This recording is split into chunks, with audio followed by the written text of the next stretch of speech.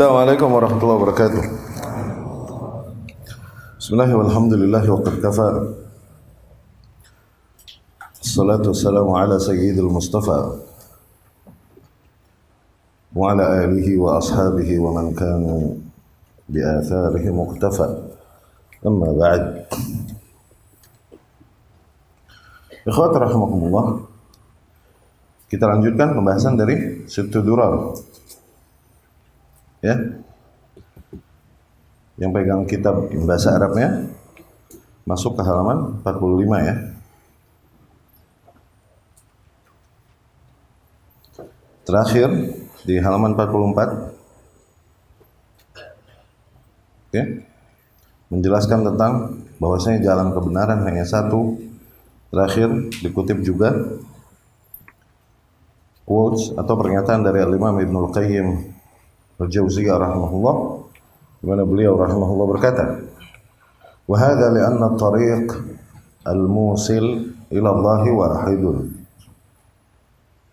Ini dikarenakan bahwasanya jalan yang memang membawa seorang hamba kepada Allah hanyalah satu. Wa huwa ma bu'itsa bihi rusuluhu wa unzila bihi kutubuhu. Yaitu jalan yang dengannya para utusan-utusan yang diutus, yang para utusan-utusan Allah, dan dengan jalan itu pula kitab-kitab yang datang dari Allah Subhanahu wa taala diturunkan. Wala yasilu ilaihi ahadun illa min hadhihi at-tariq. Maka tidaklah seseorang dapat sampai kepada Allah Subhanahu wa taala kecuali hanya melalui jalan tersebut. Walau atan nasu min kulli tariqin wastaftahu min kulli bab. Kalaupun para manusia mencoba semua jalan yang ada dan mencoba membuka semua pintu yang ada, faturuku alaihim masdudah. Tetap saja semua jalan-jalan tersebut buntu. Wal abwabu alaihim mughallaqah. Semua pintu-pintu tersebut terkunci. Illa min hadha tariq, kecuali hanya dari jalan ini, al-wahid, yang satu ini. Fa innahu muttasilun billahi musilun ila Allah. Sesungguhnya jalan ini itu bersambung kepada Allah dan membawakan, menyampaikan seorang hamba kepada Allah. Ya. Qultu, maka aku pun berkata, ya ini Syekh ya, Ramadhani Al-Jazairi rahimahullah, dia berkata, walakin kathrah bunayatihi al-'adiyat tushakkik fihi wa tukhadhil anhu. Namun banyaknya jalan-jalan yang menyimpang ya, dan banyaknya rintangan-rintangan pada jalan tersebut, itu membuat seseorang ragu akan jalanan itu dan membuat manusia tertipu dan terjauhkan dari jalanan tersebut. Wa inna man harafa anhu man inharaf min al-firaqi isti'nasan bit-ta'addud. Dan sesungguhnya menyimpanglah orang-orang yang menyimpang dan firqah-firqah yang menyimpang tersebut dikarenakan mereka menganggap benarnya jumlah, terpesona oleh jumlah yang banyak, akhirnya terpalingkan dari jalan yang hak ya. Wa tawahhushan min at-tafarrud, dan berangkat dari takutnya mereka dari keterasingan ketika berjalan di jalan tersebut, kesendirian. Wasti'jalan lil wusul, mereka terpalingkan dari jalan yang hak tersebut karena pengen buru-buru sampai kepada tujuan, pengen cari jalan pintas. Ya. Wajubnan an tahammulit tul, dan dikarenakan mereka pengecut untuk menempuh jalan yang panjang tersebut, namun jalan tersebut adalah jalan yang benar. Jalan yang benar tersebut jalan yang panjang. Mereka takut untuk menempuhnya. Ya. Al-Imam Ibnul Qayyim rahimahullah berkata, "Man istatala at-tariq dha'ufa mashyuhu." Al-Imam rahimahullah berkata, barang siapa yang menganggap jalanan ini begitu panjang, yang takut dari panjangnya jalan ini, maka akhirnya lemahlah dia melangkah. Ya, lemahlah langkahnya. Ya.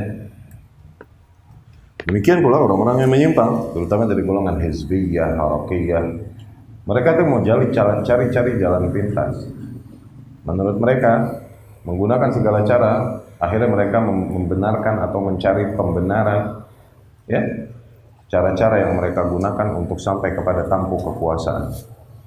Dengan itu katanya, dengan meraih kuasa kita baru bisa menerapkan syariat di atas muka bumi. Katanya demikian, gitu.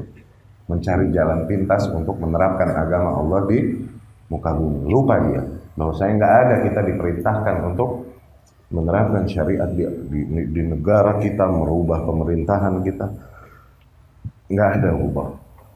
Kita cuma diperintahkan untuk menerapkan syariat pada diri, istri kita dan anak-anak kita. Qu anfusakum wa ahlikum nar. Sisanya dakwah, sampaikan. Nggak mesti kita memaksa manusia mengikuti kita. Mereka terima, alhamdulillah. Nggak terima, sudah. Tangan mereka, hati mereka di tangan Allah Subhanahu wa ta'ala. Yuqallibuha kaifa yasha. Allah bolak-balikin sekehendaknya. Ya. Ta'rif at-tariq. Masuk bab selanjutnya, baru definisi tentang jalan tersebut yang sedang kita bicarakan, jalan yang hak itu. Min kalam Ibn al-Qayyim al-awwal natabayyan at-tariq wa natabayyan anna al-maqsuda bit-tariqi ha huna huwa ar-ruknu ats-tsani min arkan at-tauhid ba'da syahadat an la ilaha illallah. Dari perkataan al-Imam Ibn al-Qayyim rahimahullah tadi yang pertama, maka dapat kita tangkap semakin teranglah makna jalan yang sedang dibicarakan tadi. Ya. Jalan tersebut adalah rukun kedua, ya, dari rukun tauhid setelah syahadat la ilaha illallah, yaitu jalan tersebut adalah berbicara tentang potongan syahadat bahwasanya Muhammad adalah Rasulullah, ya. Wa huwa aidan ar-rukn tsani min arkan al-amal al-mutaqabbal, dan jalan tersebut juga adalah rukun kedua dari setiap amalan agar diterima di sisi Allah Subhanahu wa ta'ala, yaitu al-ittiba', mengikuti sunnah Rasul sallallahu alaihi wasallam setelah al-ikhlas, ya. Kama huwa ma'lum, sebagaimana diketahui, tidaklah diterima sebuah amalan kecuali dengan dua syarat, yaitu yang pertama ikhlasuddin lillahi ta'ala, mengikhlaskan seluruh bentuk beragama hanya bagi Allah Subhanahu wa ta'ala. Yang kedua, tajrid al-mutaba'ah li Rasulillah sallallahu alaihi wasallam, menunggalkan ittiba', bertauladan hanya kepada Rasulullah sallallahu alaihi wasallam. Walastu al-an bisadad al-istidlal li hadhihi al-qa'idah al-mashhurah. Pada kesempatan kali ini aku tidak bermaksud, kata Syekh hafizahullah, aku tidak bermaksud untuk, ya, beristidlal, untuk menegaskan atau membenarkan kaidah yang telah masyhur ini. Bukan lagi mau bahas itunya lagi. Oke? Ini udah sama-sama kita ketahui, ya, bahwasanya yang namanya amalan harus ikhlas, yang kedua harus ittiba. Bukan lagi mau syarah tentang hal ini dan mencari dalil-dalil untuk membenarkan, menegaskan kebenaran dua kaidah ini. Bukan itu tujuan kita sekarang. Lianna al-ghayah min hadzal mabhath huwa bayan as-sabil an-nabawiyyah. Dikarenakan pembahasan kita ini pada kali ini adalah untuk menjelaskan jalan nabawi, konsep nabawi ini, allati la yusilu ilallahi siwaha, yang dimana tidak ada jalan-jalan lain yang dapat membawakan seorang hamba kepada Allah kecuali jalan tersebut. Fa inna al-jahla bit-tariqi wa afatiha wal maqsud yujibu ta'ab al-kathir ma'al fa'idah al-qalilah. Dikarenakan ketika kita tidak mengetahui jalan tersebut, tidak mengenalnya, dan tidak mengetahui rintangan-rintangan yang nanti terjadi di jalan tersebut, dan tidak juga mengetahui tujuan dari jalan tersebut, maka ini semua akan menjadikan keletihan yang banyak pada diri kita, namun manfaat yang begitu sedikit. Yani banyaknya kita beribadah dan berkorban, kita kira lillahi ta'ala, namun tidaklah kita mendapatkan manfaat darinya kecuali sedikit, dikarenakan kita tidak mengenali jalan yang hak ini, ya. yang membawakan kepada Allah Subhanahu wa taala. Wa bayan anna hadhihi as-sabil wahidah la yajuzu al-iftitat fiha ala Rasulillah sallallahu alaihi wasallam bid'a anna tariq Allah bi'adad anfasil bashar. Okay. Dan penjelasan bahwasanya jalan ini, yakni jalan kebenaran ini yang membawa seorang hamba kepada Allah itu hanya satu, yang dimana tidak boleh seorang hamba berpaling dari jalan tersebut, ya, dengan hujah bahwasanya jalan menuju Allah itu ada banyak, sejumlah banyaknya nafas-nafas manusia. Oh, ini hujah sufi ya. Jalan menuju Allah ini begitu banyak. Begitu banyak jalan menuju Allah Subhanahu wa taala, sejumlah nafas seorang manusia. Sejumlah banyaknya nafas seorang manusia. Atau ghair dzalik mimma yu'lam butlanuh, atau quotes-quotes demikian yang kita ketahui kebatilannya. Min dinillahi alladhi ja'a liwahida ahla. Kebatilannya di sisi agama Allah yang datang demi membawa para pemeluknya kepada tauhid.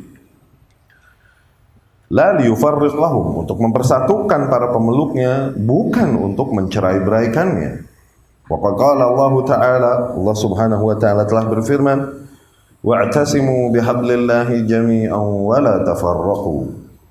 Berpegang teguhlah kalian kepada tali Allah dan janganlah kalian berpencar. Wadhkuru ni'matallahi 'alaikum idz kuntum a'da'a. Dan ingatlah nikmat Allah atas kalian ketika kalian dulu saling bermusuhan satu sama lain. Idz kuntum a'da'an fa'alafa baina qulubikum.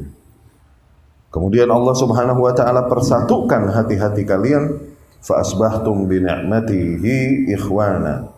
Kemudian jadilah kalian dengan nikmat Allah Subhanahu wa taala menjadi bersaudara satu sama lain. Wa qad jaa tafsir hadzal habl al-kafil bi jam'il muslimina bi kitabillah.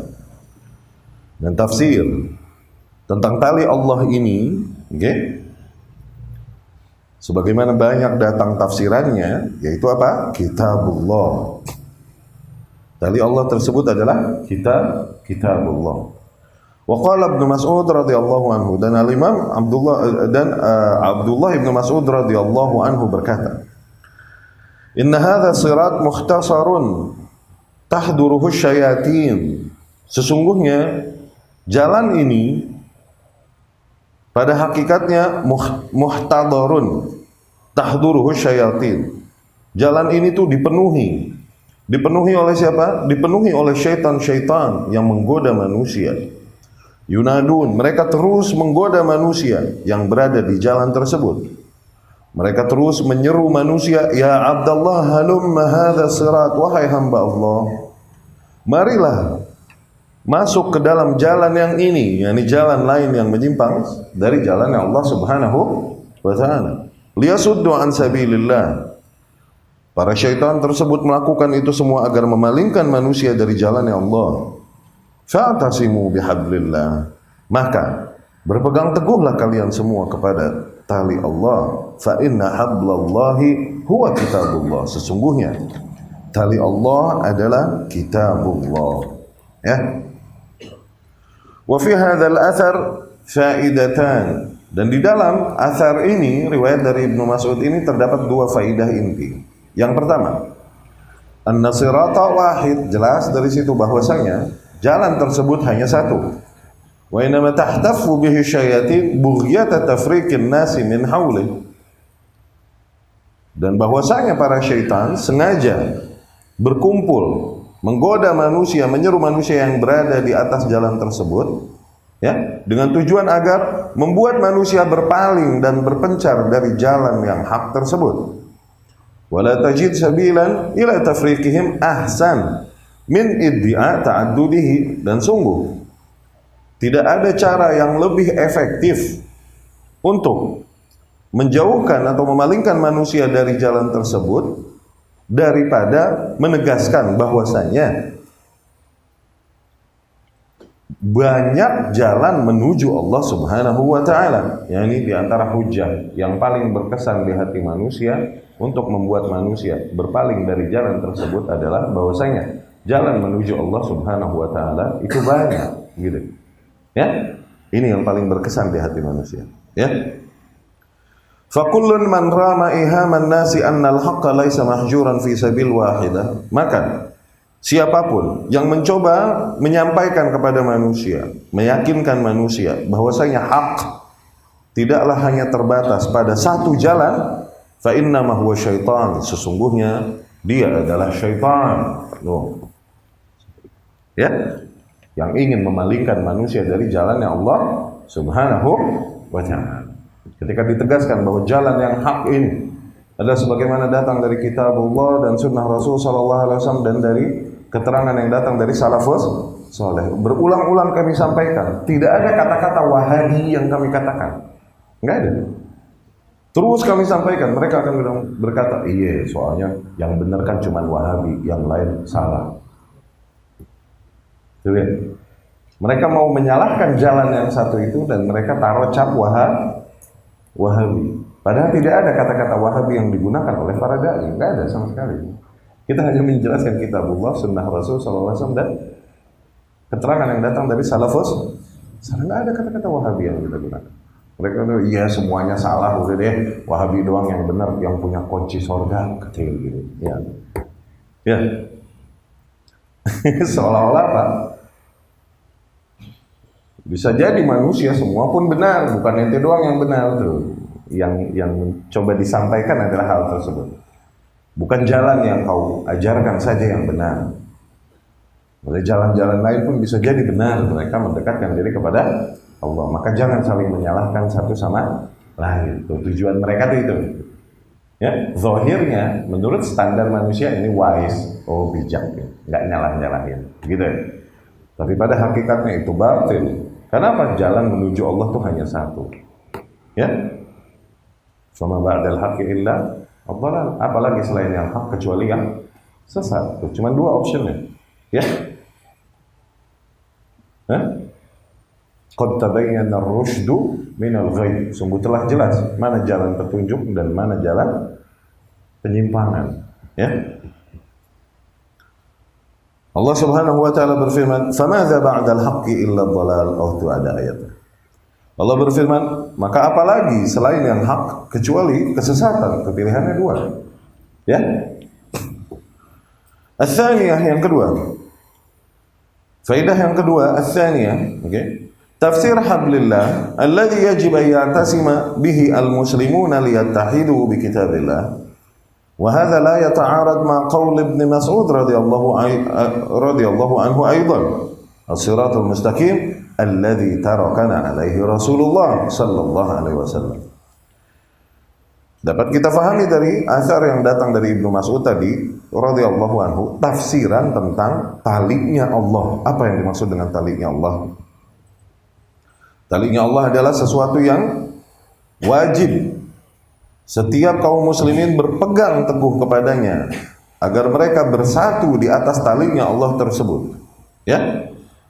Dan pernyataan Abdullah ibnu Mas'ud tersebut tidaklah kontradiksi dengan pernyataan Abdullah ibnu Mas'ud yang lain, di mana beliau radhiyallahu anhu pun berkata, "As-siratul mustaqim, jalan yang lurus adalah alladzi tarakana alaihi Rasulullah sallallahu alaihi wasallam, jalan yang di mana Rasul sallallahu alaihi wasallam meninggalkan kita di atas jalan tersebut." Yani metode beragama, konsep beragama yang sama. Sebagaimana Rasulullah sallallahu alaihi wasallam ajarkan kepada para sahabat radhiyallahu anhu, mindset beragama. Ya, itu yang disebut manhaj. Wa dzalika li'anna Rasulullah sallallahu alaihi wasallam taraka lahumul kitaba was sunnah.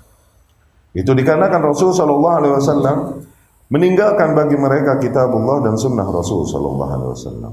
Kama qala, sebagaimana Rasul katakan, "Taraktu fikum ma in tamassaktum bihi lan tadillu ba'di abada. Kitabullah wa sunnati."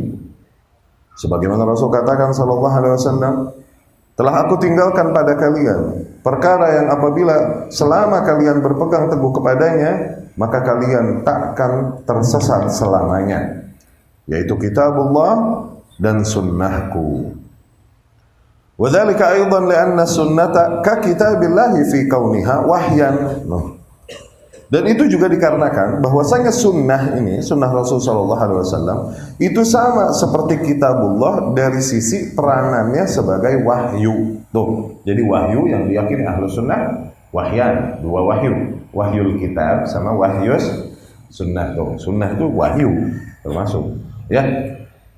Sebagaimana Al-Quran adalah wahyu juga, okay? Cuman yang masuk di dalam Al-Quran itu boleh yuta'abbad bitilawatih, dijadikan ibadah dengan membacanya. Ini sholat baca Al-Quran, jangan lagi sholat baca hadis, jangan. Ini kan wahyu juga, ya itu batul. Ya, ya. Iya wahyu betul, tapi tidak masuk dalam kitabullah, saling menguatkan, melengkapi satu sama lainnya. Ya, nggak bisa seorang hamba menerapkan agamanya di dalam kehidupannya hanya dengan bergantung kepada kitabullah. Enggak, mesti ada keterangan yang lebih detail tentang apa yang Allah maksud di dalam kitabnya. Enggak ada lagi yang lebih tepat keterangan di dalam kitabullah kecuali keterangan yang datang dari Rasulullah SAW. Enggak ada detail teknis sholat, detail teknis berhukum dan lain-lain di dalam Al-Quran, enggak ada. Ya, waktu-waktu sholat, jumlah rakaat sholat ada nggak di Quran? Nggak ada. Nah ini semua dari mana kita ambil? Itulah fungsi sunnah. Ya, sunnah itu sebagaimana kitabullah, peranannya sebagai wahyu. Tsumma hiya tafsirun li kitabillah, dan kemudian sunnah adalah tafsiran kitabullah. Bal khairu man fassara kalamahu ta'ala min khalqihi huwa Rasulullah sallallahu alaihi wasallam. Bahkan sebaik-baiknya yang mentafsirkan firman Allah Subhanahu wa taala dari golongan makhluk-makhluknya Allah adalah Rasulnya sallallahu alaihi wasallam. Sebagaimana Allah berfirman, "Wa anzalna ilaika dzikra litubayyana lin-nasi ma nuzzila ilaihim." Dan telah kami turunkan kepadamu wahai Muhammad az-dzikr, ya, agar kau dengan itu jelaskan kepada manusia apa-apa yang diturunkan atas mereka. Tuh, berarti ada dua hal yang diturunkan. Kami turunkan kepadamu wahai Muhammad az-dzikra. Tuh, satu yang diturunkan. Dengan itu kau jelaskan bagi manusia apa-apa yang diturunkan bagi mereka. Tuh, diturunkan bagi mereka. Berarti ada dua hal yang diwahyukan oleh Allah Subhanahu wa ta'ala, yaitu apa? Az-dzikra, yakni sunnah, yang dengan itu kau menjelaskan apa-apa yang diturunkan kepada manusia, yakni Al-Quran. Sunnah menjelaskan Al-Quran. Ya. Ibnul Qayyim al-Jauziyah rahimahullah berkata, Al-Quran ma'as sunnah ala thalatha awjuh. Quran dengan sunnah hubungan kerjanya itu ada tiga. Oke? Tiga sisi. Yang pertama, sunnah tu'akkidu ma'akadahul Quran. Sunnah menegaskan apa-apa yang telah ditegaskan juga oleh Al-Quran. Sama. Oke? Ini MOU antara sunnah dengan Al-Quran. Ya. Yang pertama, sunnah menegaskan apa-apa yang ditegaskan oleh Al-Quran. Contoh, Al-Quran datang dengan perintah sholat, ya, wa aqimus shalah wa atuz zakah, gitu kan? Sunnah pun datang, oke, dari Rasul Sallallahu Alaihi Wasallam memerintahkan dan menekankan kewajiban salat. Buniyal Islamu ala khamsin. Islam dibangun di atas 5 perkara. Syahadatan la ilaha illallah wa anna Muhammadar Rasulullah. Wa tuqimus shalah wa tu'tuz zakah. Gitu kan?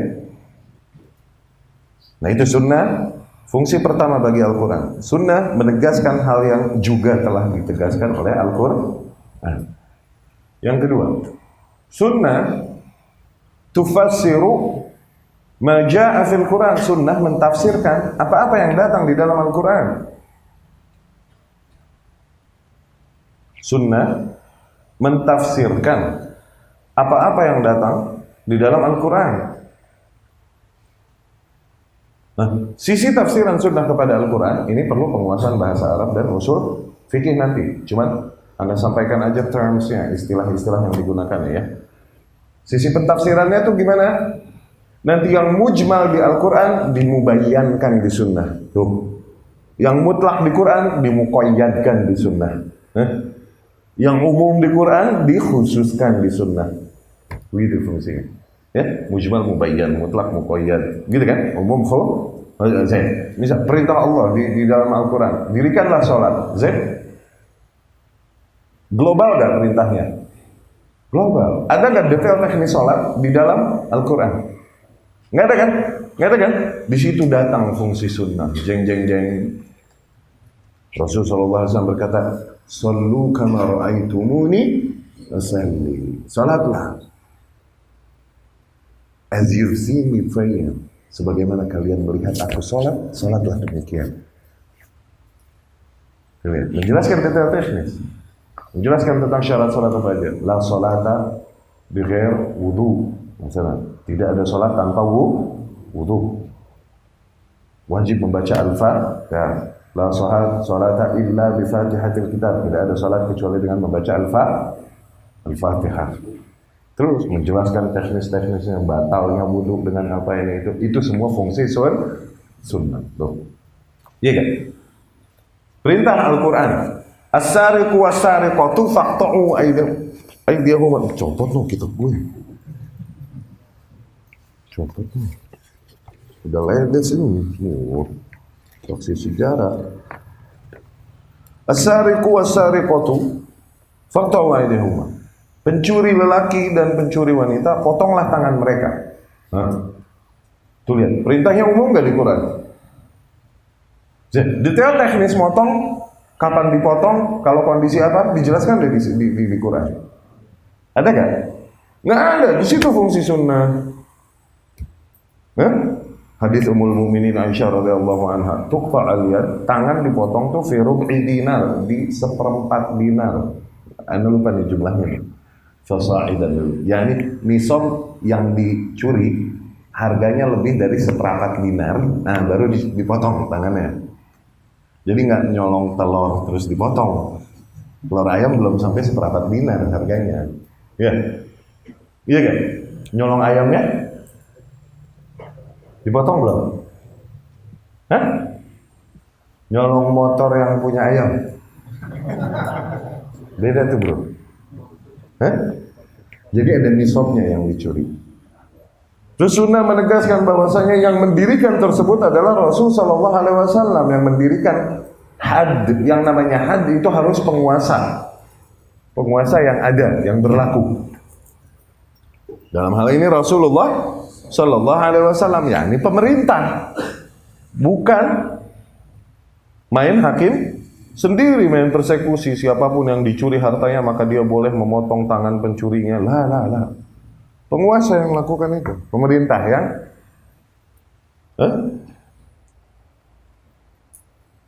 constitutionally renowned, yang diakui secara konstitusional. Kalau mau pakai bahasa sekarang, oke? Kalau bahasa dulu al-muttafaq alaih, yang disepakati.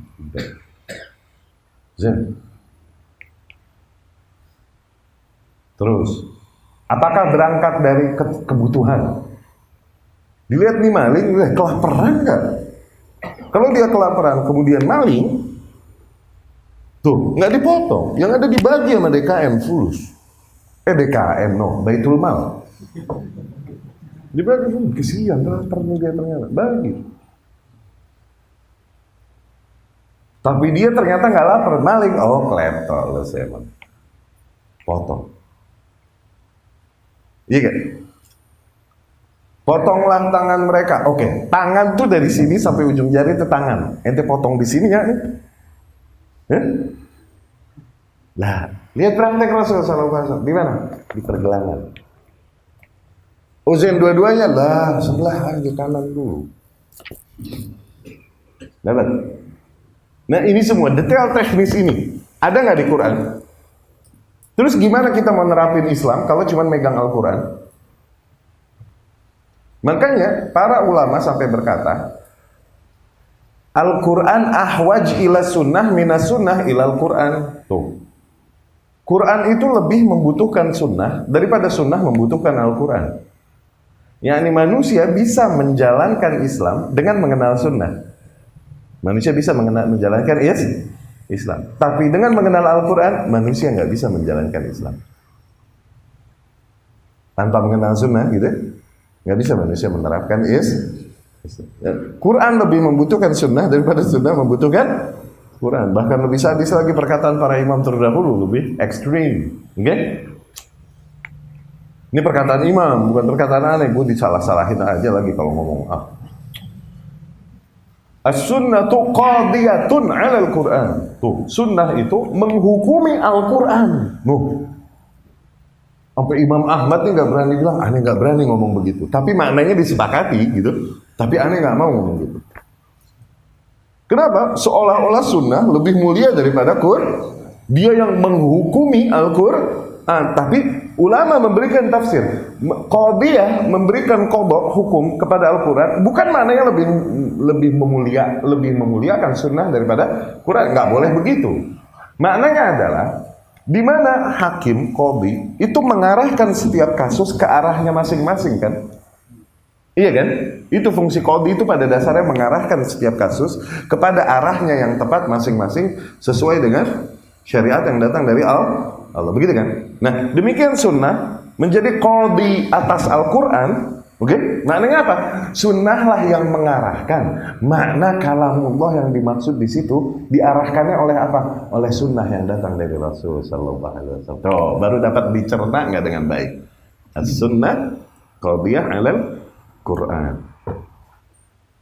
Ya. Teknis semua ini nggak ada kecuali di dalam sunnah Rasul sallallahu alaihi wasallam. Allah berfirman, waqatilul lati tabghi hatta tafi'a ila amrillah. Perangilah mereka yang bughat sehingga mereka kembali kepada perintah Allah. Firman Allah enggak? Firman Allah.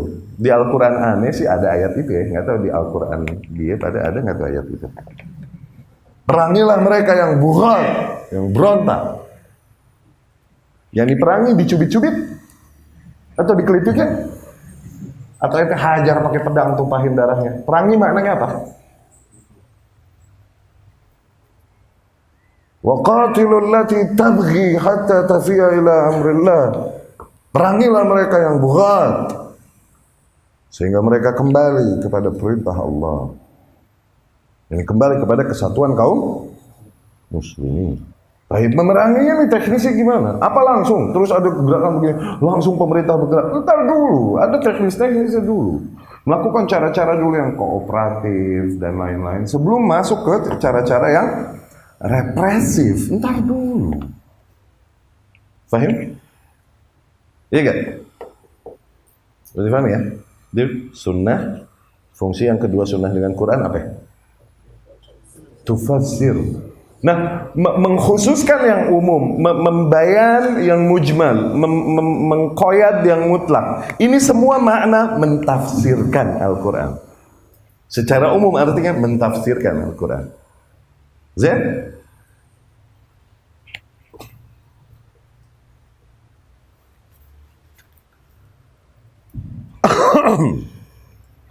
Ajib. Yang ketiga, fungsi sunnah.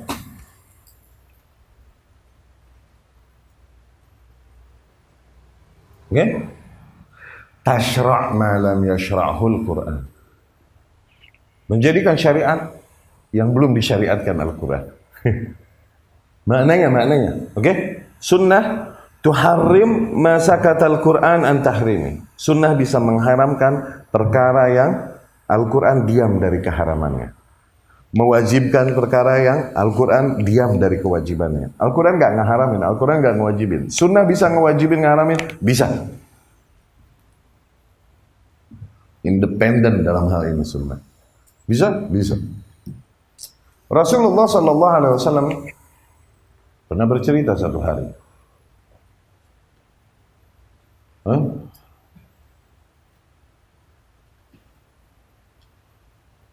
Yushiku, hampir datang sebuah zaman, rajul syab'an ala arikatihi yaqul.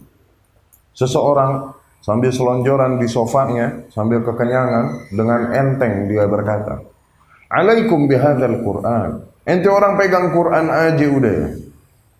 Fama wajadtum fihi min halalin fahilluh. Apa-apa yang disebutkan halal di dalam Al-Quran, halalin. Wa ma wajadtum fihi min haramin harrimu. Apa-apa yang kalian temukan haram di dalam Al-Quran, haramin. Pegang Quran aja udah. Tuh, zahirnya menyeru kepada Al-Quran, tapi batil, berpaling dari sunnah Rasul sallallahu alaihi wasallam. Ya? Ini ingkar sunnah. Zain? Rasul pun langsung berkata sallallahu alaihi wasallam, "Ala la yahillu lakumul himarul ahli." Ketahuilah tidak halal bagi kalian, yakni haram, keledai ahli, yakni keledai yang digunakan untuk al-ahli ini yang dipakai oleh manusia yang jinak biasanya. Kalau al-wahshi itu yang liar, itu keledai. Nah, biasanya himar wahshi yang dimaksud di bahasa Arab keledai liar adalah zebra. No. Itu di bahasa Arabnya himar, keledai wahshi, liar. Himar ahli, keledai ahli yang ada di antara manusia nih, suka dipakai untuk membantu kerjaan manusia. Nah, ini keledai biasa, donkey. Dibilang himar ahli. Oke? Itu haram bagi kalian. Nah, di Quran ada nggak keharamannya? Nggak ada. Maksudnya gitu. Wala kullu dhinabin minas siba, tidak halal atas kalian, yakni haram. Setiap hewan buas bertaring. Tuh. Iya kan? Jadi sistematis Islam mengajarkan langsung ciri-ciri umumnya. Nggak usah diabsen kebun binatang satu-satu. Iya kan? Macan haram? Bertaring nggak? Berkuku panjang nggak? Begitu kan? Nih.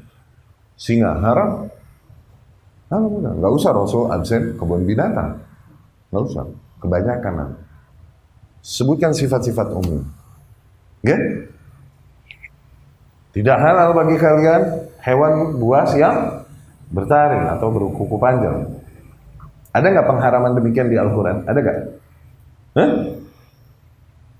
Dan Rasul menyebutkan beberapa kasus yang dimana Rasul menegaskan keharamannya dan tidak ada di dalam Al-Quran. Dan kemudian Rasul berkata, "Ala inna ma harramallahu mithla ma harrama rasuluh au fima ma'na." Ketahuilah bahwasanya apa-apa yang diharamkan Allah itu sebagaimana yang diharamkan Rasulnya sallallahu alaihi wasallam. Kalaupun nggak disebutkan di dalam Al-Quran, Rasul menutup pintu kesesatan ini. Nanti sebuah kaum akan menyeru manusia kepada Al-Quran dan berpaling dari hadis-hadis Rasul sallallahu alaihi wasallam. Rasul mau menutup pintu kesesatan ini. Iya kan? Tato. Haram nggak? La'anallahu al-washimin wal-washimat wal-mustawshimin wal-mustawshimat. Tato haram. Ada nggak keharamannya di Al-Quran? Cari tentang tato di Al-Quran. Ada nggak? Ada nggak? Nggak ada kan? Nah, terus ente mau gambar pemandangan punggung ente? Karena nggak ada di dalam Al-Quran ya. Ayo. Iya nggak? Tato ada nggak di Quran? Ada. Ada nggak di Al-Quran? Ada, kata Ibnu Mas'ud. Ada. Cek lagi. Ada. Anu udah bolak-balik nggak ada. Ada, cek lagi. Ada, cek lagi. Ada. Ati'ullaha wa ati'ur rasul. Taati Allah, taati Rasul. Udah, itu cukup. Rasul di hadisnya mengharamkan tato. Itu pengharaman tato di Quran ada. Ati'ullaha wa ati'ur rasul. Taati Allah, taati Rasul. Ajib. Ajib. Iya kan? Ini seorang hafid. Mana pengharaman tato di Al-Quran? Nanya ke Ibnu Mas'ud wala Ibnu Abbas. Ada. Cari lagi. Kata Ibnu Mas'ud. Anda udah bolak-balik Al-Quran. Hafal nih orang. Nggak ada ya Imam. Cari lagi ada. Nggak ada. Ini hafal Al-Quran. Ada. Taati Allah. Taati Rasul. Kejawab nggak? Enggak. Iya. Ajib. Jadi Quran bisa menegaskan hukum yang tidak disebut, Sunnah bisa menyebutkan, menetapkan hukum yang tidak disebutkan Al-Quran, mengharamkan perkara-perkara yang Quran aja nggak menyebutkan keharamannya. mewajibkan perkara-perkara yang Quran aja nggak menyebutkan kewajiban. Al-Quran cuma menyebutkan secara umum. Udah, qul in kuntum tuhibbunallaha fattabi'uni yuhibbukumullah wa yaghfir lakum dzunubakum, dan mengancam mereka yang berpaling dari perintah Rasul, falyahdharil ladzina yukhalifuna an amri, kade sia anu gitu. Falyahdhar alladzina, itu kan, hati-hati mereka yang berpaling, awas mereka yang berpaling, beware dari apa? Dari perintah Rasul sallallahu alaihi wasallam, dari ajarannya. Bisa jadi mereka ketimpa fitnah atau ketimpa azab yang pedih.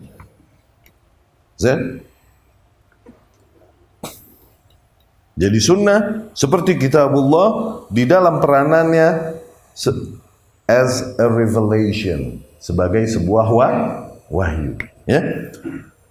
Dan ia adalah pentafsir kitabullah.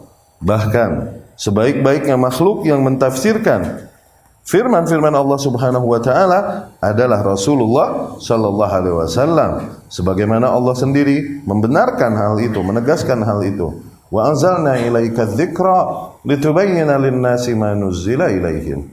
Sungguh telah kami turunkan kepadamu wahai Muhammad az-dzikr, yakni as-sunnah, litubayyana lin-nas, agar dengan sunnah kau jelaskan bagi para manusia ma nuzzila ilaihim, apa-apa yang diturunkan pada mereka, yakni Al-Qur'an. Zain. Wa qalat Aisyah radhiyallahu anha ummul mukminin berkata, kana khuluquhul Qur'an. Rasul sallallahu alaihi wasallam mannernya itu Al-Quran. Al-Quran yamshi ala wajhil ard. Quran yang berjalan di atas muka bumi, apa? Sikap-sikap Rasul sallallahu alaihi wasallam. Itu Quran jalan di atas muka bumi. Itu tafsiran Al-Quran. Nah, walidzalika amara Nabi sallallahu alaihi wasallam ummatahu idza dabat ilaihimul furqatu bil istimsak bi sunnatihi. Maka dari situ Rasul banyak seringkali memerintahkan umatnya apabila mereka tertimpa furqah, tuh penyakit perpecahan terjadi pada mereka, maka agar mereka berpegang teguh kepada sunnah Rasul sallallahu alaihi wasallam. Faqal, dan Rasul bersabda, wa innahu man ya'ish minkum ba'di fasayara ikhtilafan katsira. Sesungguhnya kalian nanti yang hidup sepeninggalku akan banyak melihat ikhtilaf. Fa'alaikum bisunnati, maka kalian harus berpegang teguh kepada sunnahku, wa sunnah al-khulafa al-mahdiyyin ar-rasyidin, dan sunnah para khulafa ar-rasyidin yang senantiasa diberi petunjuk.